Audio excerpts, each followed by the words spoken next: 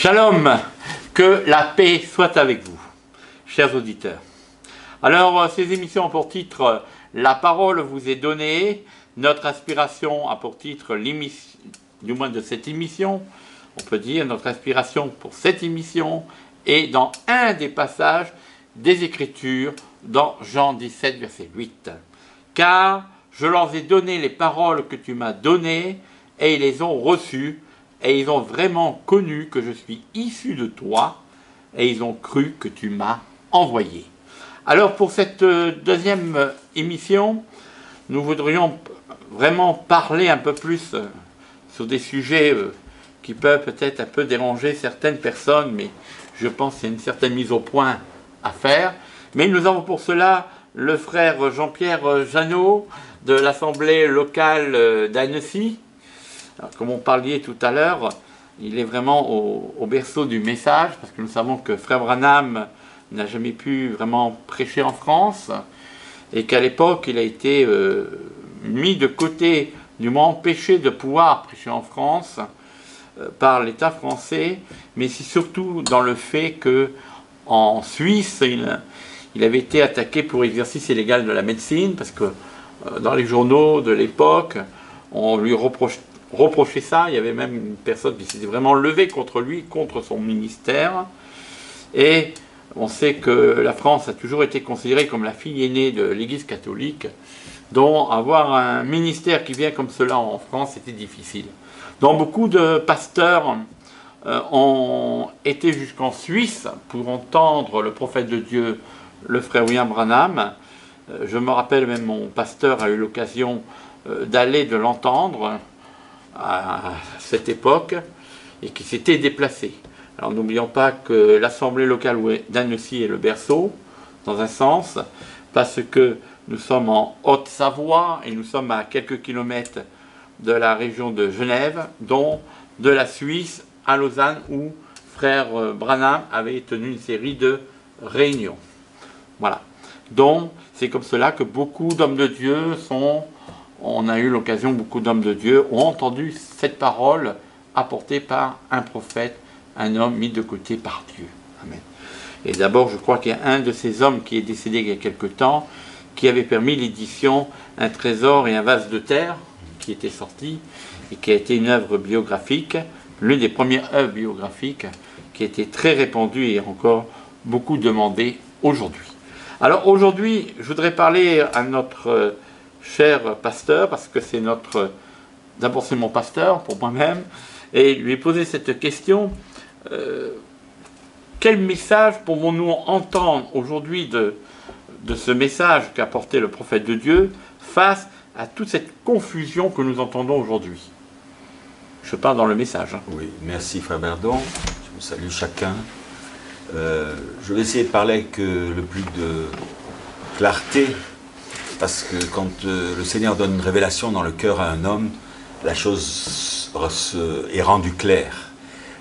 Contrairement à l'intellect ou le mental d'un homme ou d'un être humain, où il y a besoin d'explications, de raisonnement, de démonstration, etc. Quand la révélation descend, ça se fait en un quart de seconde, et ça vous rend la chose claire. Ce qui était auparavant un peu peut-être touffu ou confus devient clair. Donc je crois que si l'on parle des choses que le Seigneur a fait dans notre vie, ça doit rendre la chose claire et accessible à chacun.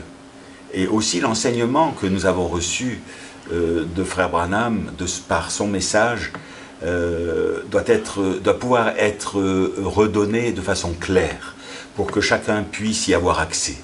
Et je crois qu'il y a une prédestination pour pouvoir accéder à la parole, mais je crois qu'il y a aussi un message, et je crois aussi qu'il y a un message plutôt, qui nous amène dans une lumière particulière. Et selon Zacharie 14, 7, il est dit qu'au temps du soir, il y aura de la lumière. Donc il y a eu les âges sombres, nous avons eu des âges de l'Église, où il y a eu le Moyen-Âge, les âges sombres, les âges où les gens étaient privés de la parole de Dieu, où les églises dénominationnelles avaient pris le contrôle de l'humanité, il y a eu ces âges sombres, et on les appelle encore, même dans l'histoire de France, on appelle ça l'obscurantisme. Donc il y a eu ces âges sombres, mais on est sorti de cela, et on va vers la lumière, et au temps du soir, c'est-à-dire à la fin des âges de l'Église, à la fin de l'histoire de l'humanité, il doit y avoir de la lumière, selon la prophétie de Zacharie 14,7. Donc, je veux dire que ce message a une vertu, c'est qu'il rend la parole de Dieu claire. Et ce qui était d'abord inaccessible à chacun de nous, parce que 2000 ans sont passés depuis la venue du Seigneur Jésus, de la descente de la Pentecôte, de la venue de Paul et de Pierre et de Jean et ces grands hommes de Dieu qui nous ont laissé un héritage merveilleux dans les épîtres et les actes des apôtres. 2000 ans sont passés depuis là, et de plus en plus l'Église s'est enfoncée dans les ténèbres, dans l'obscurantisme, mais maintenant nous croyons que nous arrivons réellement à la fin de cette période-là pour entrer dans un autre âge, dans une autre dispensation, celle de la seconde venue du Seigneur. Donc le message de Frère Branham, essentiellement, puisque c'est la question que vous me posez, c'est le but du message du prophète, c'est de nous faire rentrer dans cette seconde venue du Seigneur. C'est-à-dire de nous préparer pour la seconde venue du Seigneur et nous donner la foi pour pouvoir vivre la seconde venue du Seigneur et partir dans l'enlèvement. Avant la seconde venue du Seigneur, il y a une préparation pour cela. Mais aujourd'hui, comme dans tous les 7 âges de l'Église, comme Luther l'a vécu, comme Wesley l'ont vécu, comme les pentecôtistes l'ont vécu, il y a un message qui sort, qui rend les choses claires, mais ensuite la confusion s'installe. Parce que l'ennemi, Satan, l'ennemi de nos âmes, l'ennemi de la rédemption, l'ennemi du salut, celui qui a inventé la maladie, celui qui a inventé les tourments que les hommes sont en train de traverser, veut rendre les choses confuses. Le Seigneur les rend claires, mais le diable veut de nouveau, il rentre dans le tableau pour rendre les choses confuses. Et avec ce message n'échappe pas à tout ce qui s'est passé du temps de Luther, de Wesley, etc.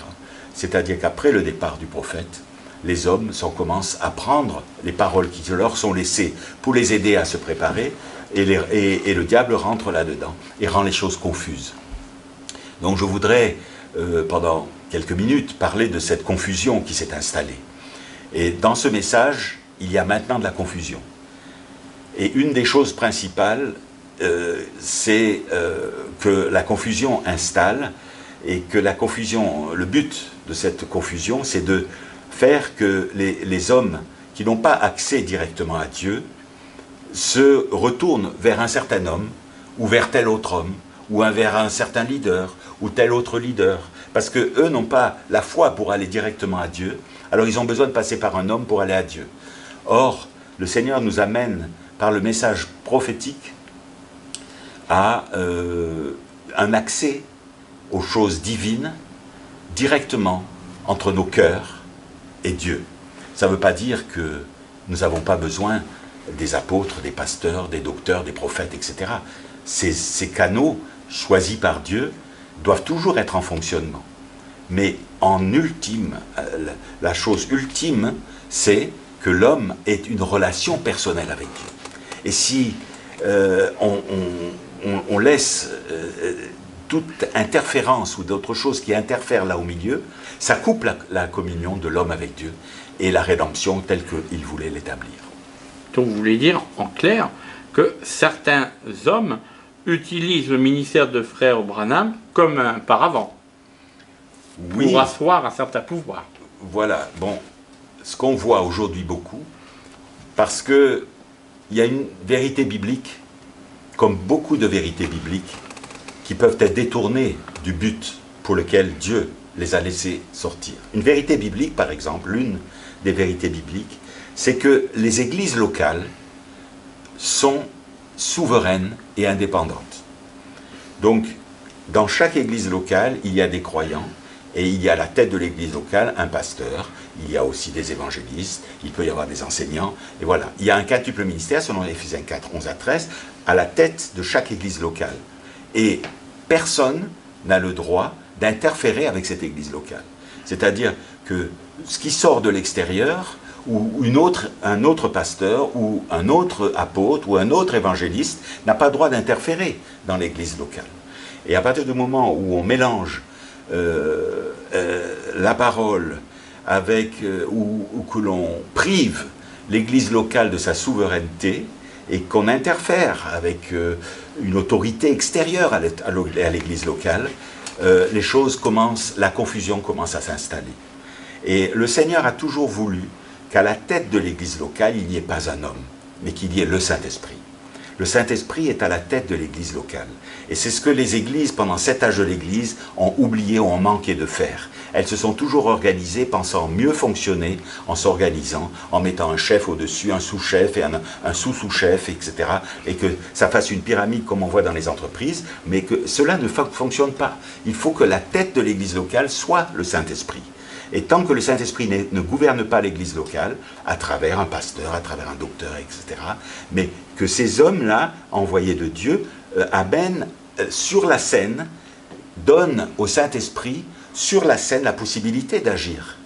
Parce que si c'est l'homme qui agit, c'est fini, la confusion s'installe. Et ce qu'on voit beaucoup dans le message aujourd'hui, c'est cette confusion s'installer par des doctrines diverses et variées, dont vous parliez tout à l'heure, l'élévation d'un homme.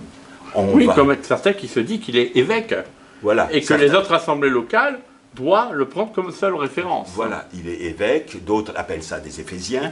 Voilà. Voilà, je suis Éphésien, alors... Ou un indicatif au ministère. Ou vous devez me suivre parce que je suis l'Éphésien de cet âge, donc vous devez suivre.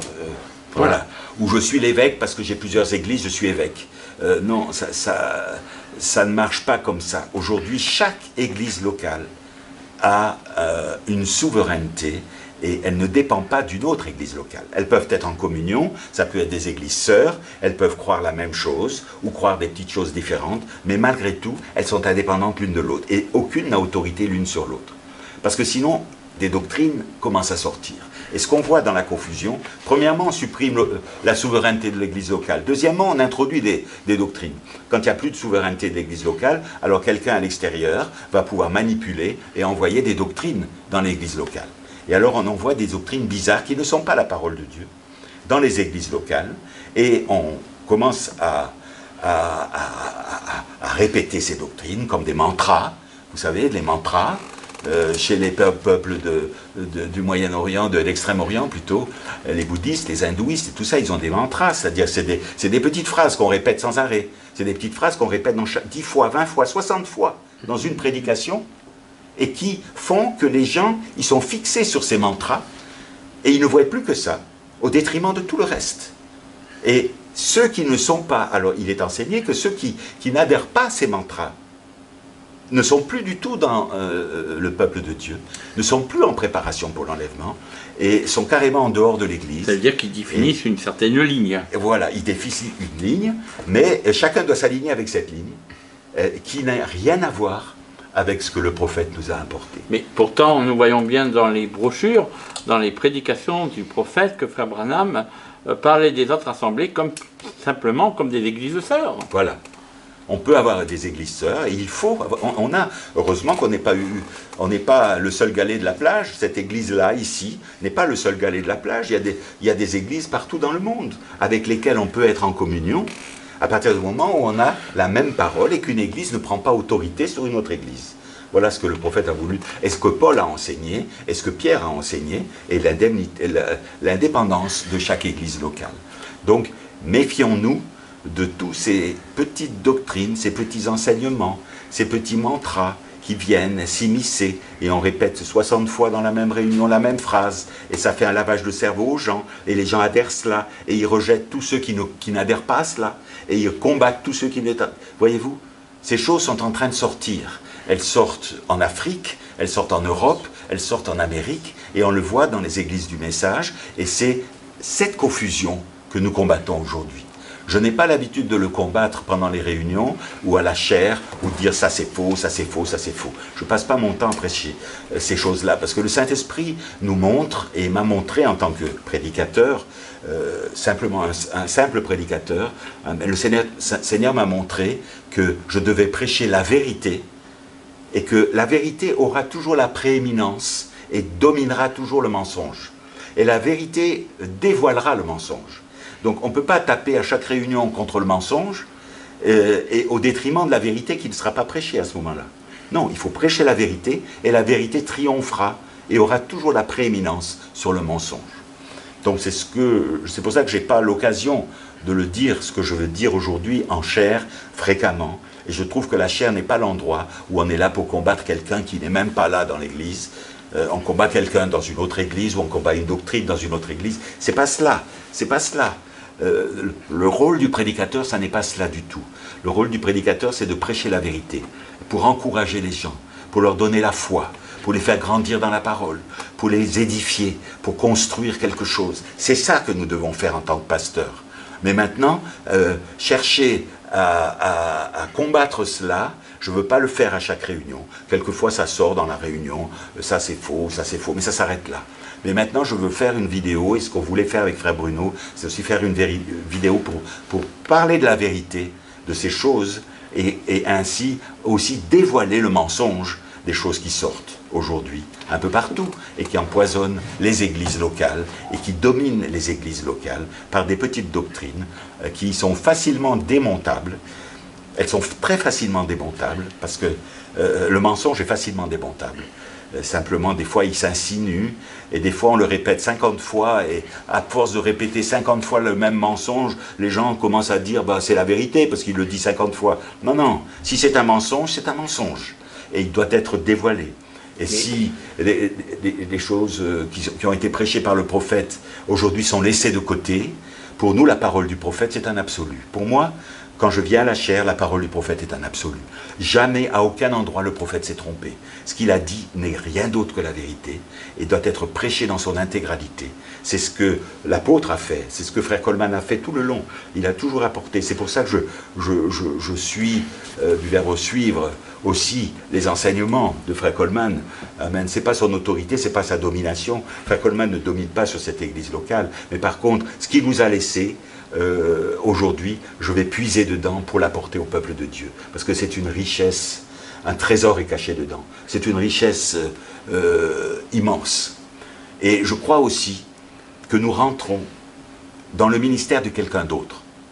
Et je l'ai souvent prêché, d'abord il doit y avoir le laboureur. Le laboureur prépare le terrain. Ensuite il y a le semeur. Le semeur vient semer les graines. Et ensuite vient le moissonneur. Et je crois que nous rentrons en tant que moissonneurs à la fin des temps, dans le travail d'autres hommes, le travail du Saint-Esprit à travers d'autres hommes. Pas des fausses doctrines, le travail du Saint-Esprit à travers d'autres hommes. Nous venons aujourd'hui rentrer pour achever au temps de la moisson et récolter la moisson pour le Seigneur. Mais comme vous dites, on est dans ce temps de la moisson, mais qu'est-ce qu'il penserait aujourd'hui si le prophète était présent de la situation des églises du message aujourd'hui? Qu'est-ce qu'il en penserait? Ben, il serait certainement très attristé, premièrement. C'était un homme qui avait des sentiments pour Dieu, qui a des sentiments pour le peuple de Dieu. On ne peut pas aimer Dieu sans aimer le peuple de Dieu. On ne peut pas aimer le peuple de Dieu si on n'aime pas Dieu. Donc ça marche ensemble, c'est toujours ensemble. Je crois que Frère Branham aimait tellement le peuple de Dieu que de savoir aujourd'hui que ce peuple est ensemencé avec de mauvaises semences et des choses qui détournent les gens, le peuple de Dieu, de la véritable vision et du but à atteindre, pour les amener à la vision d'un homme important ou d'un leadership, un chef, un leader qui a le leadership important sur toutes les églises, les détourner de la vision de la rédemption, de la résurrection, de l'enlèvement, de l'adoption, pour les amener à une autre, à voir autre chose. Je crois que le prophète serait très triste. Et il serait vraiment très triste aussi de savoir que tout son travail est détourné au profit de doctrines qu'il n'a jamais enseignées, au profit de soi-disant mystères cachés que certains hommes aujourd'hui doivent révéler. Non, non, il n'y a pas de mystère caché que certains hommes doivent révéler. Le 7e ange, Frère Branham est le 7e ange messager. Apocalypse 10, verset 7. Quand le 7e ange délivre son message, tous les mystères sont révélés. Il n'y a pas un homme qui vient derrière en disant « Oh, j'ai trouvé un mystère qui n'était pas révélé ». Non, non, tous les mystères sont révélés. Et quand certains hommes aujourd'hui disent « Je suis le Saint-Esprit » ou « Je suis Saint-Esprit », parce que les choses évoluent, Et ça c'est déjà faux. Parce que quand on prêche quelque chose, il n'y a pas d'évolution là-dedans. Quand on prêche quelque chose, c'est la vérité pour commencer. Quand Dieu dit quelque chose, il ne change pas ensuite sa parole. Dieu n'est pas un homme pour changer sa parole. Ça, c'est des enseignements d'hommes. D'abord, on dit « je suis le Saint-Esprit », puis après, 2 ans après, on enseigne « je suis Saint-Esprit ». Et on dit d'abord « je suis le Saint-Esprit, la 3e personne de la Trinité ». Quoi? La Trinité? Vous revenez avec la Trinité aujourd'hui? Mensonge. C'est un mensonge éhonté. Et on doit le dévoiler. Je ne le dévoile pas à la chair tous les dimanches, mais je le dévoile aussi à l'occasion de ce petit clip aujourd'hui pour vous dire que ceci est un mensonge et que ceux qui l'ont répandu et ceux qui le prêchent dans leurs églises auront à répondre devant le Seigneur du mensonge qu'ils ont répandu. Donc on peut dire que vraiment c'est un esprit d'intellectualisme ou un problème de leadership ou vraiment une œuvre nicolaïque comme il est marqué dans la Bible. Ben, Qui est en train de se présenter. Le nicolaïsme, c'est exactement ce que vous dites, frère Berdon. Le nicolaïsme, c'est la domination des laïcs. Dans l'Église primitive, ça existait déjà. C'est-à-dire qu'il y avait des hommes plus intelligents ou intellectuels et tout ça, qui ont cherché toujours à dominer l'Église et à dominer les églises et à dominer les laïcs dans les églises pour leur propre intérêt. Donc on retrouve ça aujourd'hui. Je suis particulièrement estomaqué, disons le terme, je cherche le terme exact, mais très étonné, époustouflé si vous voulez, de savoir qu'avec le message tel qu'on l'a reçu par Frère Branham, et le message parfait, un message clair, qui ne souffre aucune interprétation, qui n'est rien d'autre que ce que Pierre a dit, ce que Paul a dit, ce que Jésus a dit, ce que les évangiles disent. Le message de Frère Branham n'est rien d'autre que cela, qui est certainement prêché aujourd'hui pour nous. Et c'est ce que moi, en tant que prédicateur, je veux aussi prêcher. Le même message que Frère Branham a prêché, le même message que Paul a prêché. Et je ne cherche pas, en prêchant le message, à avoir de la domination sur les autres. On ne vient pas dominer, avoir un leadership intellectuel sur les autres églises et à dominer les gens comme ça. Ça vient vraiment de l'enfer. Et il faut le rejeter de toutes nos forces. Alors, quelles sont les dernières paroles que je voudrais vous laisser avant de clôturer cette première partie sur ce sujet que nous prendrons sur la prochaine émission. Là, oui, je peux dire juste un mot pour terminer. Quelle est la solution? Que faire quoi. Voilà, que faire? Revenir à la parole. Aller vers l'ange. Apocalypse 10, 8 à 11. Aller vers l'ange. L'épouse doit aller vers l'ange. Qu'est-ce que cet ange? Frère Branham, nous qui sommes des croyants du message, nous ne voulons pas nous détourner ni à droite ni à gauche de ce que le prophète a dit. Le prophète a dit pourquoi je ne suis pas une dénomination dans ce message-là. Il dit pourquoi nous ne sommes pas dans une dénomination. Il dit voici le Saint-Esprit, la manifestation du Saint-Esprit et cet ange. Et nous devons aller vers cet ange. Pourquoi? Parce que cet ange nous ramène toujours à la parole. La manifestation du Saint-Esprit est cet ange qui nous ramène à la parole. Donc la solution à tout cela, c'est de revenir à la parole. Et quand vous entendez quelqu'un vous dire « je suis le Saint-Esprit », vous revenez à la parole. Et Frère Branham a dit, je peux vous donner les références, Frère Branham a dit « je ne suis pas le Saint-Esprit, vous n'êtes pas le Saint-Esprit ». Alors des hommes se permettent de venir aujourd'hui et dire « je suis le Saint-Esprit, je suis Saint-Esprit, vous devez tous me suivre ». Et quand je vais à Jérusalem ou quand je vais en Israël, c'est le Saint-Esprit qui retourne vers les Juifs. Et pourtant, Jésus dit que nous ne sommes que des participants de la nature de Christ. Voilà, nous sommes participants. Nous sommes participants, nous sommes une partie du Saint-Esprit. Le Saint-Esprit habite en Pierre, il habite Amen. En Paul, il habite en frère Berdon, il habite dans mon frère, il habite en moi. Le Saint-Esprit habite en moi. Et c'est cette partie-là qui va produire la grande victoire dans l'amour divin. Vous savez, le frère Branham a donné une image merveilleuse. Il dit, l'océan, regardez l'océan. L'océan, imaginez que c'est Dieu. Et vous prenez une cuillère et vous prenez une partie de l'océan. Vous avez une partie de l'océan. Mais tous les composants qui sont dans cet grand océan sont dans la cuillère. Tous les minéraux, tous les sels, tout le plancton, tout cela est dans la cuillère. Et c'est ainsi que nous avons une partie de Dieu. Mais nous ne sommes pas Dieu. En plus, ces enseignements pernicieux amènent la Trinité à nouveau sur scène. Je ne peux pas croire que la Trinité est de nouveau de retour après un message où le prophète de Dieu a toute sa vie combattu la Trinité. Exact. Et il a dit la Trinité est sortie de l'enfer. C'est la chose maudite de Dieu. La Trinité, c'est-à-dire Dieu en 3 personnes. Non, non, nous avons une partie de Dieu.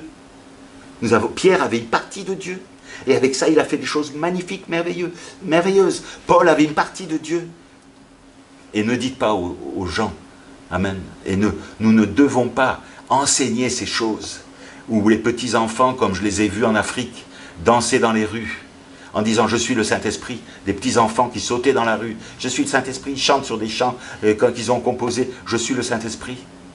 Bien-aimés, si le prophète revenait, il pleurerait de voir ça. Parce que ce qu'il a reçu directement de Dieu, frère Branham, ne devait pas nous amener à ces choses-là.